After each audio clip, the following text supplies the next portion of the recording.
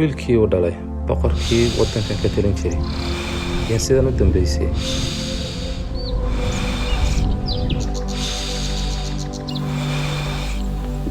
ii waran adigii waa ma soo noqotay? waan ogahay nolosha biilaan inaanay waxba ahayn.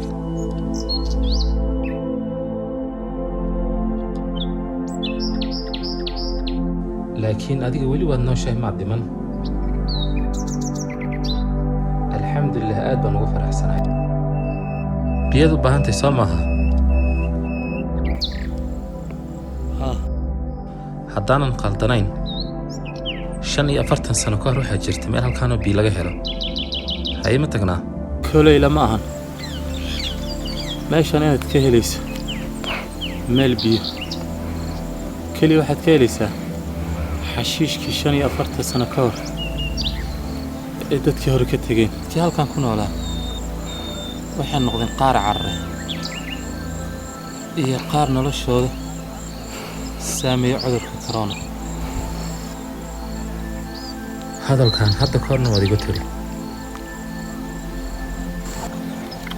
sidaan ku aqaanay ma isbeddel baa samaynaysaa mise sidaan baa ku sii waaraysaa? bal ii sheeg.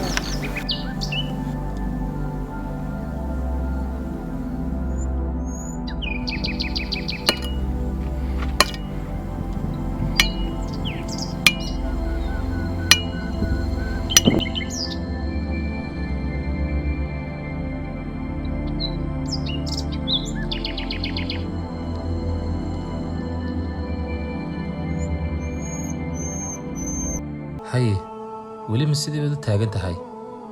weliba adigoo ka fikiraya adduunyada? waar orod rabbigaa u toobad celi, halkaana ka sii wad socodka noloshaada. ma og tahay jacaylkaad adduunku qabtid inuu wax walba ku dhaafsiinayo? sida anigoo kale adduunkan aad ayaan u jeclaa, khaasatan magaaladan arkayso. waxaan moodi jiray inay weligeed sidaan ahaan doonto. kibir iyo isla weyni badan ayaan ku joogi jiray, balse waan ka xumay maanta kuma nooli oo waan ka maqanahay. fiiri meesha xaqiiqaysa dadkii waxay ku sameeyeen. bal fiiri adduunkan. awoogii mar walba wuxuu igu dhihi jiray adduunkan ha jeclaan, haddii aad jeclaatana ha isku ilaabin. weligii muu jeclaan awoogay adduunkan iyo quruxdeeda. dad badan oo adduunkan lacag tabcay maanta lama hayo meel ay joogaan. adduunkoodiina waa tan meesha cidlada ay kaga tegeen.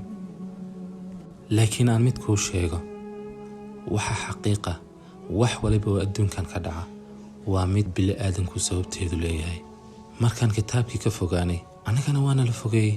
weliba heer waxaan gaarnay aan weyno biyo aan cabno. sababteedana waa mid aan annaga leenahay. 1785 ayaan maqli jiray hala farxasho. intaan noolaa waxaan moodi jiray 2020 inuu adduunku soo saari doono baabuurta duusha. laakiin maan moodayn in dib loo noqonayo. bilaadankana dib loo barayo sida loo farxasho iyo sida marka la qunfacayo afka loo daboosho. waxaan filayaa intaad nooshahay qalad dambe inaad geli doonin.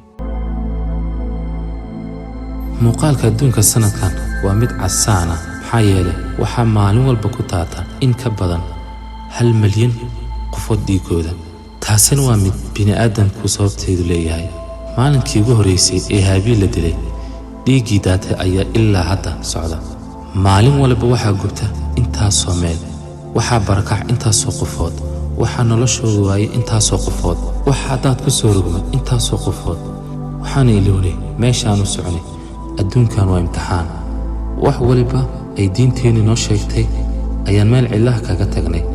markaas annagana waxaan ugu imtixaanay cudurro iyo waxaynan garanayn. waxaan ahay bini'aadam qaldama. maantana uma malaynaya meeshaanaan joogo inay dad kale iguna nool yihiin.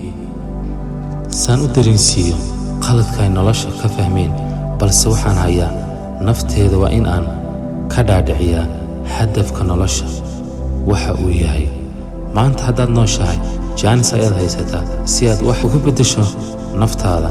adduunkan ha ku simin, maahan meel lagu nagaado. ka dhowrsano xumaanta, kana fogow wuxuu alle ku guri ka fogow.